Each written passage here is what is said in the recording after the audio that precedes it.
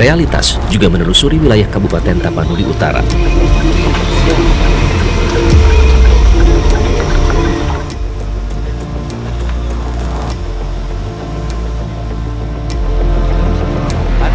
Dengan bantuan petugas, warga masih terus mencari keluarga dan kerabat yang belum ditemukan.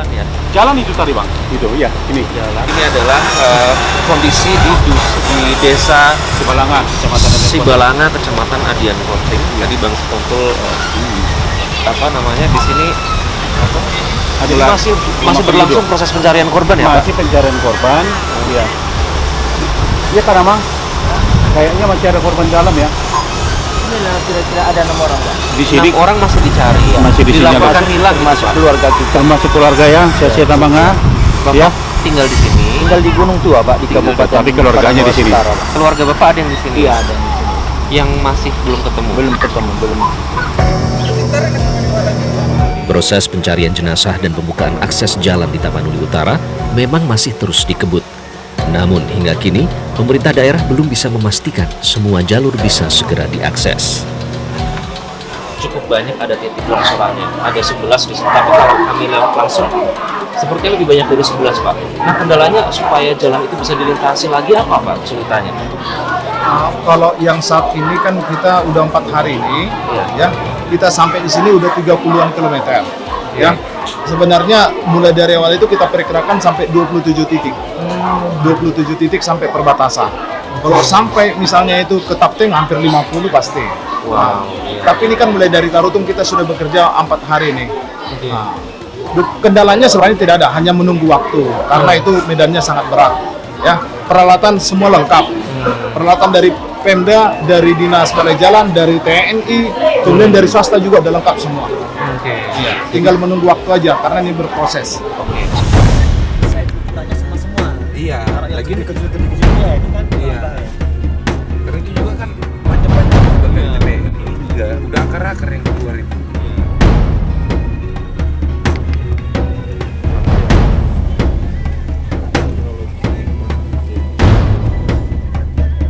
Desa Dolok Nauli di Tapanuli Utara. Lokasinya berbatasan langsung dengan Kabupaten Tapanuli Tengah dan Sibolga. Hingga kini, akses jalan menuju 2 kabupaten tetangga juga masih terputus. Sebagian besar permukiman warga di kawasan ini mengalami rusak berat. Jadi di sebelah mana, Pak, waktu itu rumah Bapak? Oh, kalau rumah saya Pak di sebelah ini, inilah yang nampak sengnya dikit ini, yang tumbuh aren ini Pak. Oh, Iya. Yang atapnya warna apa, Pak? Kalau atapnya warna ini Pak, seng putih inilah yang nggak pakai cat ini. Yang warna putih itu, sebelahnya yang biru itu ya? Iya, yang kan ada seng yang nggak pakai cat itu. Berarti yang tersisa apa dari rumah Bapak?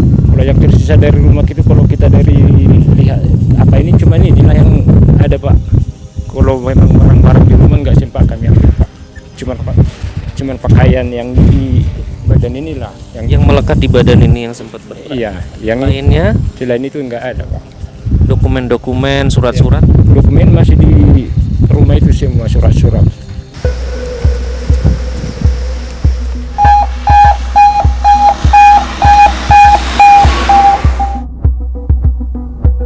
Dusun Labu Pining di Desa Dolok Nauli termasuk kawasan yang terdampak parah.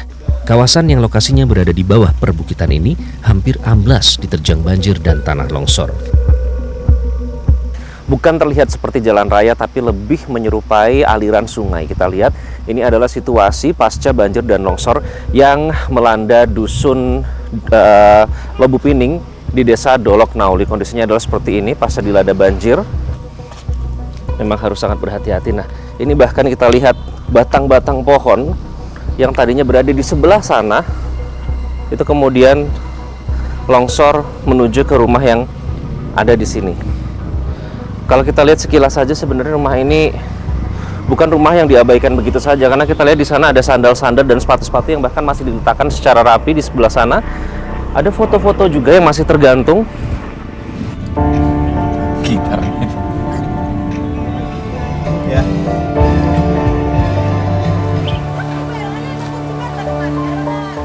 Di Dusun Labu Pining 1 inilah dampak dari bencana banjir dan longsor ini cukup terasa parah ya. Jika kita lihat di bawah sana, ini adalah rumah-rumah warga yang berada di sekitar dusun ini.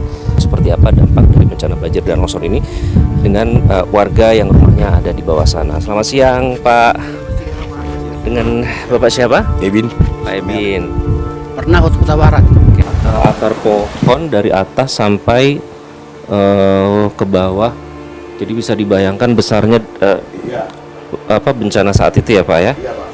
Pak, ini berarti lumpurnya ini dari atas ini ya Pak ya? Iya, dari atas semua, Pak. Ini juga ya? Ini kalau akar-akar. akar-akar ini, tapi ini bukan rumah yang di sini, Pak. Rumah kita juga ini. Ini rumah orang tua Pak? Ya, yang di bawah jalan. Sudah tidak berbentuk ya Pak? Udah nggak bisa lagi, Pak. Itu barang-barang semua hancur. Pak, ini tergeser ya rumah ini ya? Ya tergeser semua, Pak. Karena deras jauh sama banjir bandangnya udah nggak terbendung lagi.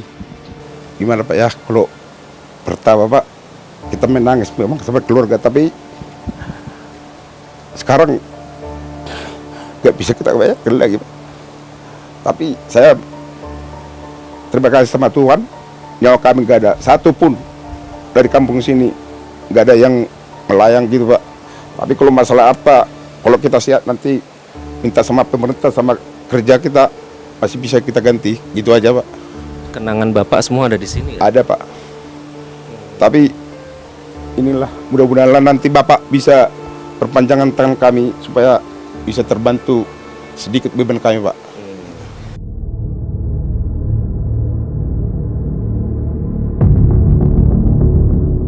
Kerusakan lingkungan di daerah hulu disebut sebagai biang kerok bencana ekologis di Sumatera.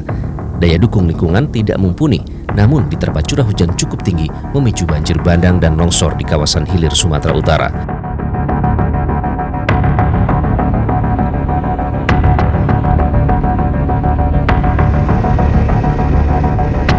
Bersama dengan Menteri Lingkungan Hidup, realitas melihat kondisi hutan Batang Toru.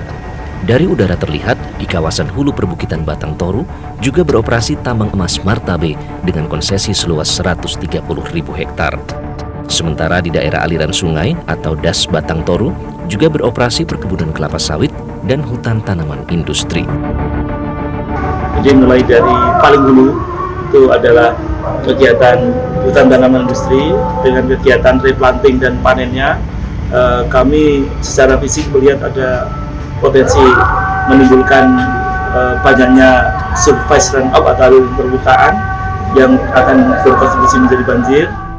Menteri Lingkungan Hidup berjanji akan mengusut tuntas penyebab banjir di Sumatera.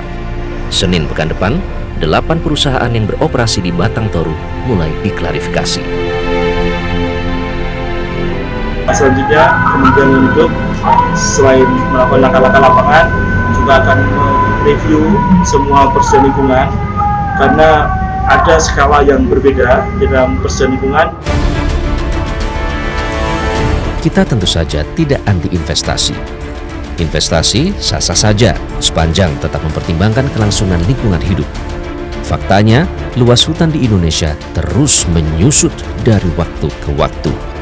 Pemerintah perlu segera melakukan evaluasi menyeluruh, melibatkan semua pemangku kepentingan. Jangan sampai ada lagi investasi berbuah nestapa.